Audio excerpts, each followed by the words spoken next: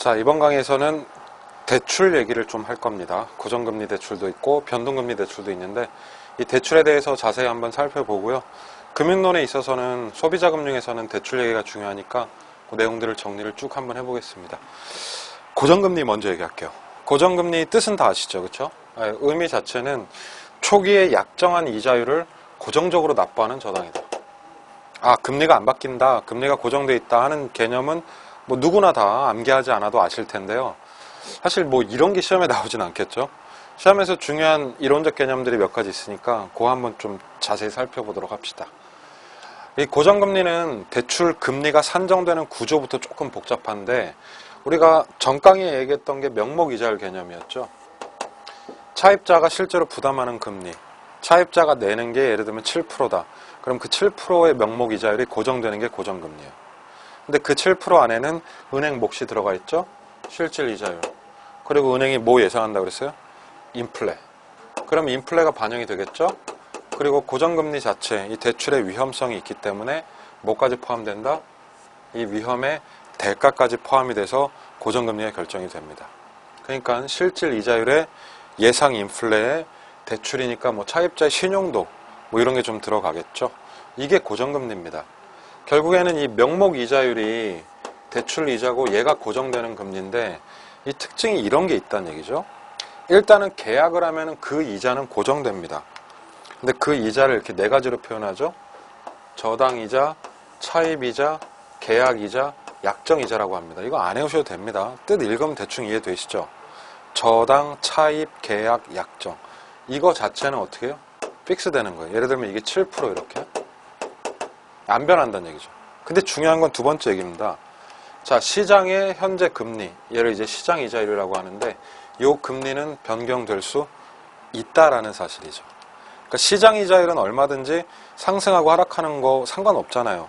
내가 계약하는 건 시장 이자율이 아니라 계약 이자니까, 그렇죠? 예, 그게 이제 변동을 하면서 다양한 특징들이 생깁니다. 그 얘기를 좀 해드릴게요.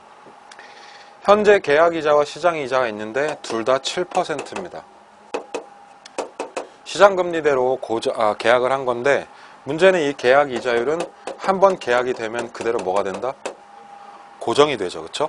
그런데 이 시장 이자율은 변할 수 있다는 얘기예요. 즉 시장 이자율이 올라갈 수도 있고 8%로 시장 금리가 6%로 주저앉을 수도 있다. 떨어질 수도 있죠. 그러면 금리가 오르락 내리락 하면서 계약 이자율과 차이가 나기 때문에 이때 차입자와 대출자가 어떤 특정 액션을 취합니다. 금리 차이가 계약 금리와 났을 때 어떠한 변화가 일어날 것인가. 이런 게 이제 시험 문제인데요. 이 케이스를 두 가지로 나눠서 한번 살펴보도록 하겠습니다. 자, 먼저 첫 번째 케이스.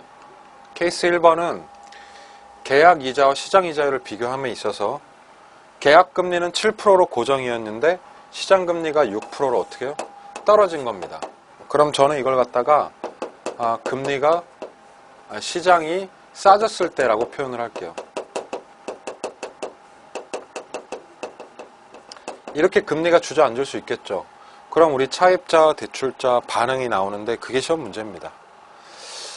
일단은 차입자 입장에서 보면은 이게 좋아요, 나빠요? 차입자는 사인을 해서 7%씩 내고 있지만 현재 시중금리가 6%밖에 안 되니까 더 내는 거 아닙니까? 근데 기본적으로 약간 불리한 상황에 놓이게 되죠. 그럼 차입자들은 뭘 할 수 있을까요? 여기서 기존의 7% 금리를 청산하고 6%로 갈아탈 수 있잖아요. 이제 뭐 그런 것들이 시험에 나오겠죠.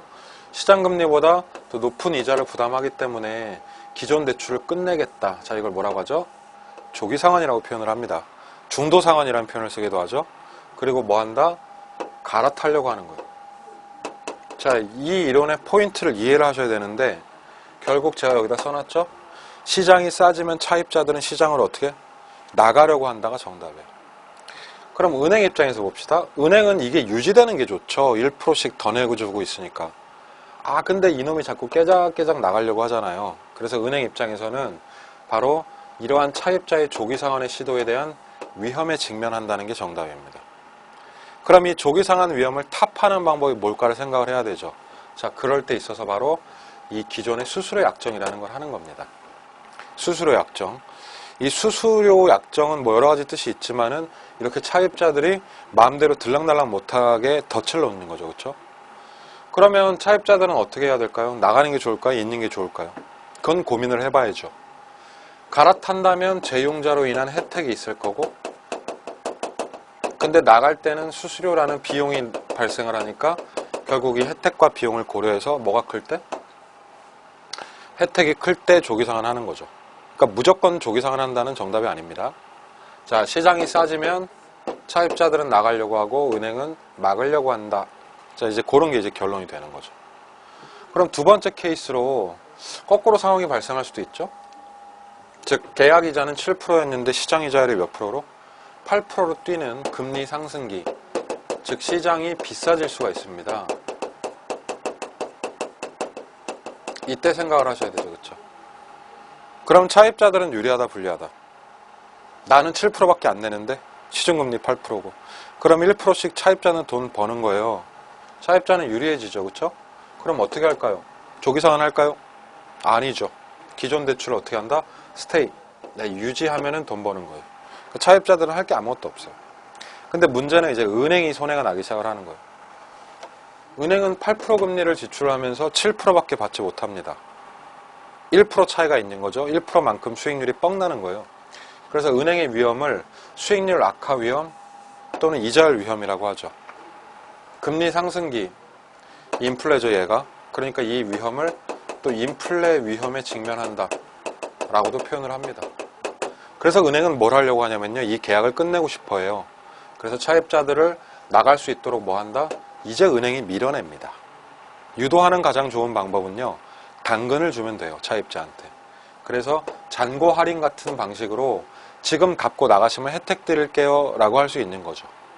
그럼 차입자 입장에서는 혜택을 보고 나갈 수도 있고, 이 잔고 할인 혜택이 택도 없으면 됐거든? 그러고 그냥 가만히 있으시면 됩니다.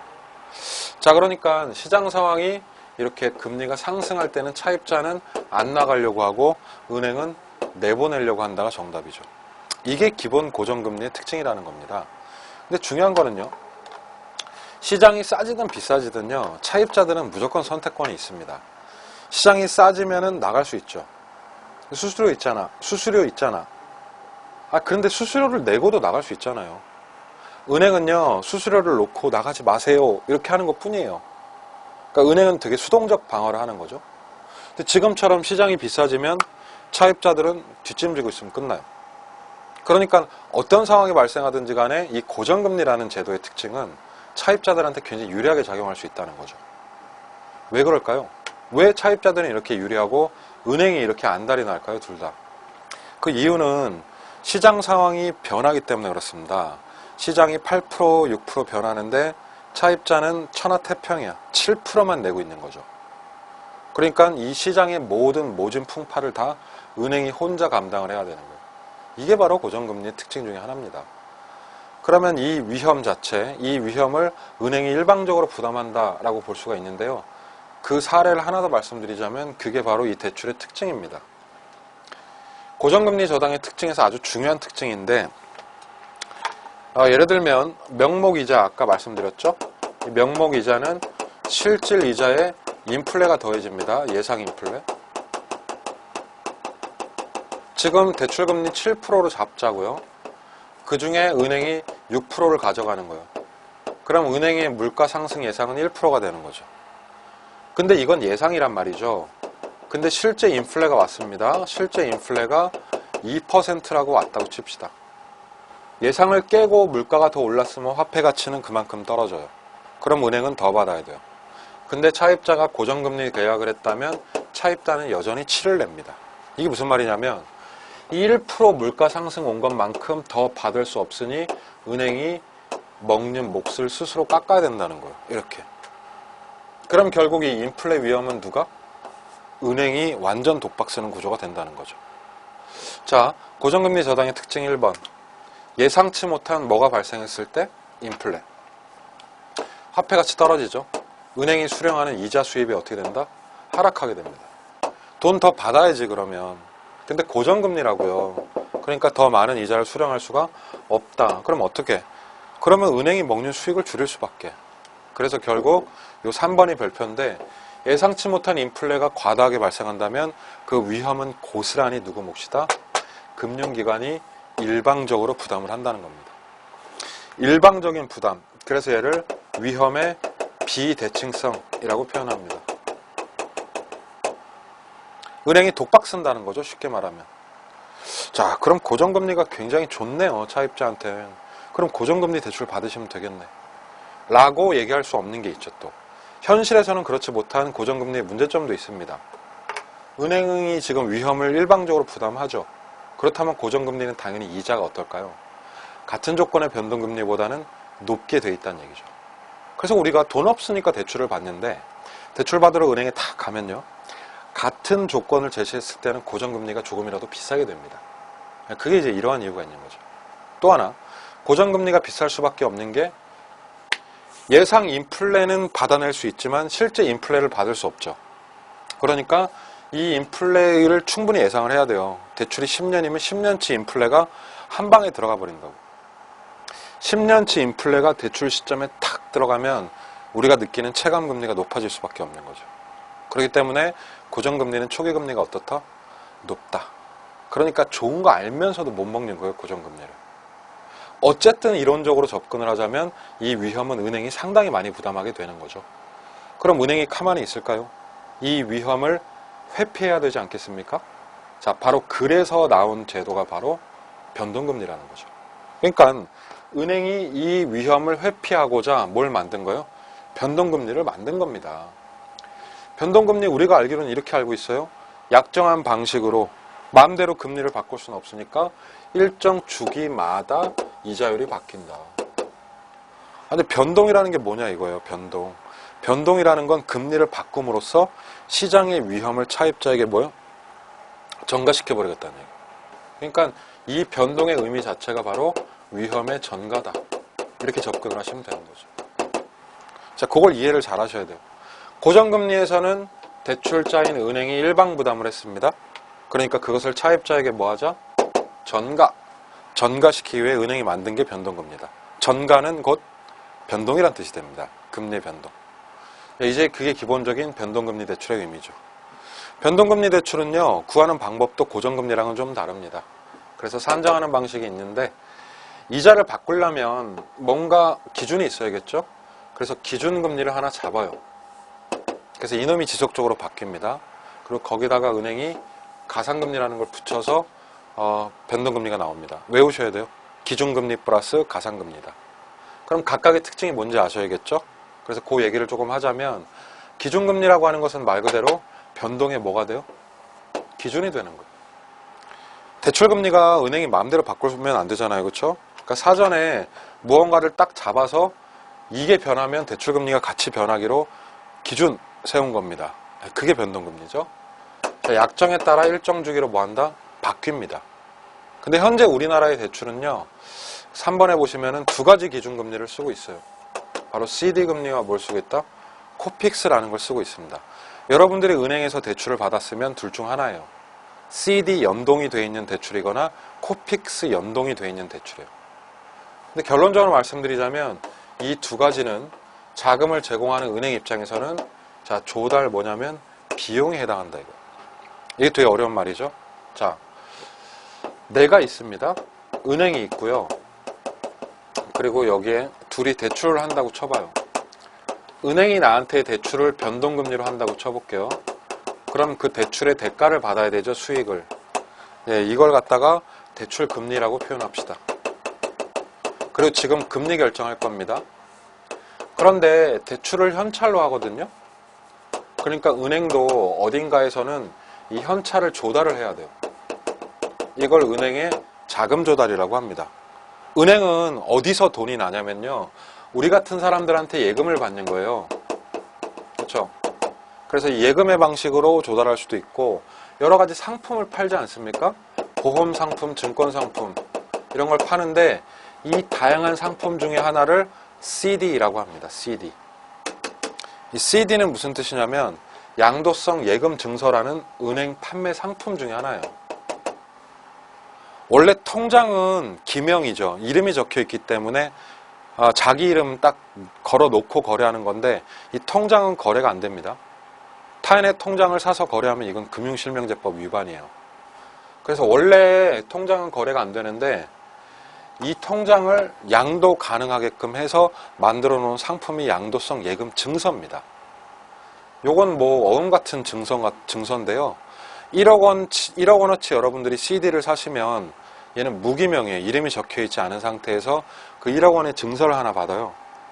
그럼 그 증서로 막 거래를 하다가 만기가 되잖아요. 그럼 그 증서를 가지고 간 사람에게 거기에 붙은 표면금리를 더해서 금리 쳐가지고 원금을 돌려줍니다. 그러니까 한마디로 말하면 뭐 어음 같은 거죠. 그렇죠? 이런 게 이제 양도성 예금 증서인데 은행에서 그런 걸 투자자들한테 계속 팔면 현금이 들어오겠죠. 그러니까 이 자금 조달을 하는 거예요. 예전에는 CD를 많이 팔아가지고 얘를 기준으로 대출금리를 정한 거예요. 자, 문제는 보세요. 예금이나 상품, CD 같은 걸 팔면 자금이 뭐가 된다? 조달이 되는데 문제는 예금을 했으니까 이 사람들에게 뭘 해야 돼요? 예금 금리를 줘야 될 거 아니에요. 뭘 줘야 되냐면 CD 금리를 지급해야겠죠. 그랬을 때 얘를 뭐라고 하냐면 자금 조달의 비용이라고 부르는 거예요. 예금 금리가 2%야? 자, 이쪽에다 쓸게요. 잘 안 보이네요. 예금 금리가 2%야? 그러면 은행은 2%라는 돈을 주고 돈을 사온 거예요. 맞죠? 이게 바로 조달 비용이라는 거예요. 그러면 예금 금리 요만큼 줬으면 대출 금리 받을 때도 최소 몇 프로? 2%는 받아야 맞지 않습니까? 그러니까 이 기준금리라고 하는 건 뭐냐면 결국 자금 조달하는 원가라는 거죠, 이게. 그럼 대출금리는 2% 기본에 플러스 알파가 붙을 거 아니에요? 그럼 이 알파를 뭐라고 하냐면 걔를 마진이라고 부르는 거예요. 자, 그러니까 다시 쉽게 말하면 변동금리는 자금 조달하는 뭐에? 원가에 뭐가 붙는 거예요? 은행이 마진을 붙여서 대출금리가 나오는 겁니다. 그랬을 때 이 마진을 이제 예대 마진이라고 부르는 거죠. 은행은 그걸 먹고 사는 거예요. 예금금리 줘서 돈 구해오고 그 돈으로 대출금리 받아서 돈 벌고 이렇게 되는 거예요. 자, 그 중에 하나가 CD금리였는데 이 CD라는 게 상품 거래가 많이 안 됩니다, 요새. 그러니까 CD금리로만 기준을 잡을 수가 없는 거예요. 그래서 은행권에서 뭘 했냐면 CD를 포함해서 다양하게 자금 조달하는 수단들이 있죠. 그럼 다양하게 여기에 비용이 나가겠죠. 그래서 이 다양한 조달 수단들의 평균을 낸 거예요. 그 평균을 내서 수치화해 놓은 걸 갖다가 우리가 코픽스라고 부르는 거예요. 그래서 코픽스는 은행이 현금을 조달하는 원가를 평균해 놓은 지수라고 부르는 겁니다. 그래서 얘를 자금 조달 비용 지수라고 하는 거죠. 자, 이것이 기준금리가 되는 거예요. 근데 중요한 건 CD라고 하는 건 3개월마다 수익이 바뀌는 거고요. 코픽스는 6개월 이상입니다, 현재. 이게 무슨 말이냐? 본인 대출을 그러니까 CD에 연동해 놓으면 3개월마다 금리가 바뀌는 거고 코픽스 연동하면 6개월에 한 번씩 금리가 바뀌는 거죠. 자, 이런 개념으로 기준금리 두 가지 잡는 겁니다. CD와 코픽스. 얘는 뭐라고요? 조달 원가다. 원가 있으면 마진 붙이셔야지. 그럼 그게 무슨 금리? 가상금리가 되는 거예요. 가상금리는 결국 은행의 실질적인 마진이다. 영어로 이윤, 마진 이렇게 표현하죠. 근데 가상금리는 누가 결정하냐면 차입자의 결국 신용도나 거래 실적 따위 결정을 하는 거예요. 여러분 신용도 좋으면 가상금리 떨어지고요. 신용도 나쁘면 이거 붙는 거죠. 사람마다 달라지는 거죠. 그럼 여기서 중요한 건 변동금리라고 하면 기준금리가 바뀐다, 가상금리가 바뀐다. 이게 사람마다 달라지긴 하지만 얘는 사인을 하면 결정이 끝나요. 그러니까 가상금리는 대출 이후에 뭐가 돼요?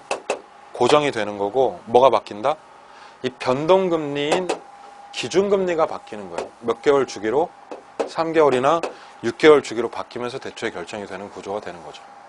아시겠죠? 이게 바로 변동금리에 대한 얘기입니다. 변동금리는 특징을 잡으면 이랬습니다. 이자가 분명히 바뀐다고 했거든요. 자, 이자가 분명히 바뀌면서 뭐가 가능하냐면 우리 차입자들에게 위험 전가가 되는 거죠. 자, 다시 전가는 금리 변동을 의미한다. 그럼 이제 차입자가 위험 부담을 하는 거죠. 차입자에게 위험이 넘어가고 추후에 이자율 변동도 되기 때문에 같은 조건이라면 이제는 고정금리보다는 변동금리가 싼 거죠. 그렇죠? 그래서 초기 이자율이 싸다 비싸다? 낮다가 변동금리의 특징. 그래서 우리가 변동금리에 매료되는 이유도 이 중에 하나죠. 세 번째로 보시면 이자율을 조정한다는 건 위험을 뭐 하는 거다? 전가하는 거다? 그럼 은행은 자주 전가시키고 싶겠네요. 그러니까 짧을수록 사실은 은행은 좋아하죠. 그렇죠? 자, 이렇게 주기가 짧게 되면 대출 위험은 어디서? 대출자 A에서 누구에게? 차입자에게로 더 많이 전가된다는 얘기예요. 조정 주기가 짧을수록 위험의 전가가 크다. 이런 게 이제 매우 중요한 변동금리의 특징이 되겠습니다. 자, 이자율 얘기 충분히 드린 것 같은데요. 고정금리, 변동금리 제도 설명드렸고, 이 다음 강에서는 이제 대출 결정할 때 이 대출 비율들이 있거든요. 이 규제 비율들에 대한 수업을 이어드리도록 하겠습니다. 수고하셨습니다.